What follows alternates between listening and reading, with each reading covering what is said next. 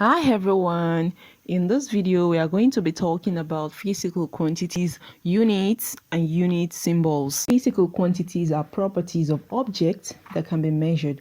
For example, the length of this carton can be measured and other properties of it such as its volume.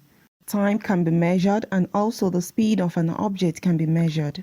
Physical quantities are classified into two, which are 1. The base or fundamental quantities. 2. The derived quantities. Fundamental quantities are physical quantities that can be measured without having to depend on other physical quantities, meaning their units and dimensions cannot be derived from other physical quantities. They form the basic of measurement. This is the reason they are also referred to as base quantities. There are 7 in numbers. The classical mechanics has 3 fundamental quantities, which are length, mass, and time.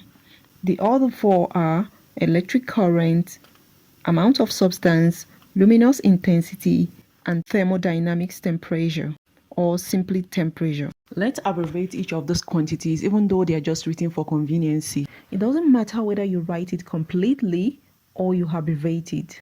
The first quantity I have here is length, and it is denoted with small l. Mass is denoted with small m.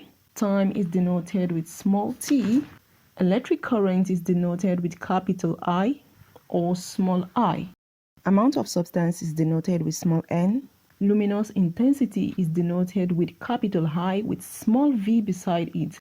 Thermodynamics temperature or simply temperature is denoted with capital T.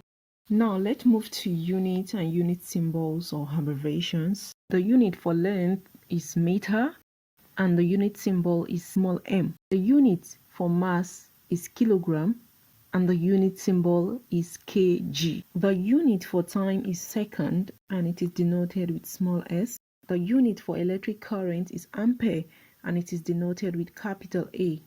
The unit for amount of substance is mole but can simply be abbreviated as mol. The unit for luminous intensity is candela and the unit symbol is Cd. The unit for thermodynamics temperature is Kelvin and the unit symbol is simply K. Now that we know what fundamental quantities are, let's talk about the derived quantities. Derived quantities are physical quantities that are obtained from fundamental quantities by combining 2 or more of the fundamental quantities through multiplication or division. From the definition, it is clear that derived quantities are gotten by combining 2 or more fundamental quantities. In physics, there are many derived quantities. Some of the most commonly used from what I have here on the list, I have area, volume, velocity, acceleration, density, momentum, force, and moment of inertia. The abbreviation of each quantity is written here, starting with area. Area is abbreviated with capital A. Volume is abbreviated with small v. Velocity is abbreviated with capital V in order to be different from volume. Acceleration is denoted with small a. Density is denoted with a Greek letter pronounced as rho. Momentum is denoted with P. Force is denoted with capital F.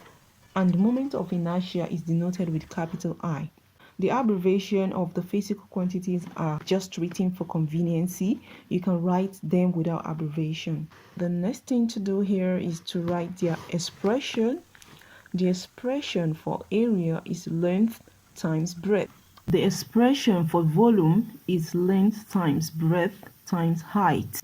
The expression for velocity is displacement over time. The expression for acceleration is change in velocity over time. I am writing just velocity over time here, but keep in mind that acceleration is the rate of change of velocity with time. The next on the list is density, and the expression is mass over volume, and momentum P is equal to mass times velocity. The expression for force is mass times acceleration, and the expression for moment of inertia is mass multiplied by the square of distance.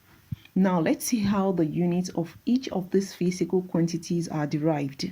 Area is length times breadth. Length is a fundamental quantity multiplied by breadth. The unit for length is meter multiplied by the unit of breadth. which is equal to squared meter. The unit of breadth is also meters because they are both measurement of length. Therefore, the unit of area is squared meter. Now let's derive the unit for volume. Volume is length times breadth times height. The unit for length is meter, breadth is meter, and height is also meter. Therefore, we have cube meter when you multiply the three quantities. Velocity is displacement over time. Now, how do we write the unit for velocity? The unit for displacement is meter, and the unit for time is second, which gives us meter over second, which we can also write this way. Therefore, the unit for velocity is meter per second. Moving on to acceleration. Acceleration is equal to change in velocity over time, but velocity is displacement over time. Let's use this rough sketch. We already get the unit of velocity to be meter per second. So I'll be writing meter per second for change in velocity, and the time here, the unit is second. Now I have three divisions, meter per second per second. The meter per second here is velocity. So I have meter per second over second, which gives meter per squared second.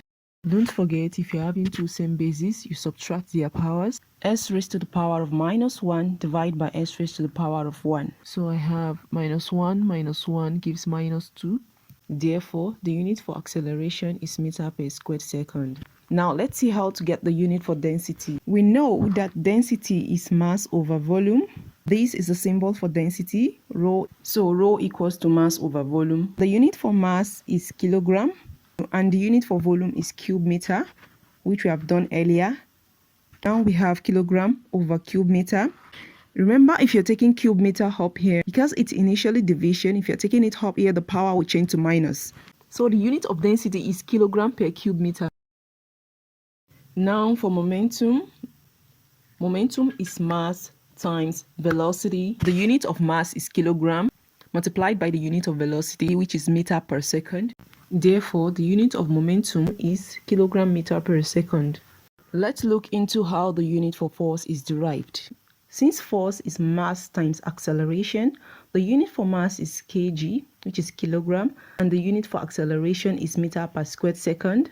Therefore, the unit for force is kilogram meter per squared second, or Newton.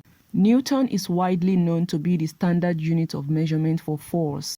Now let's derive the unit for moment of inertia. Since moment of inertia is mass times the square of distance, the unit for mass is kilogram and the unit for distance is meter. But distance is squared, which makes it squared meter. Therefore, the unit for moment of inertia is kilogram meter squared.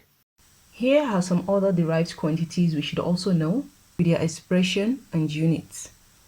The expression for pressure is force over area. From here, you can see this is force. The unit for force is Newton, and the unit for area is squared meter. Therefore, the unit for pressure is Newton per squared meter, or Pascal, which is the standard unit of measurement, and it is widely used as the standard unit for pressure. The expression for energy or work done is force times distance. Force is Newton and distance is meter, which the unit is going to be Newton meter, or joule. Joule is known as the standard unit of measurement for work done or energy, though you can also use Newton meter.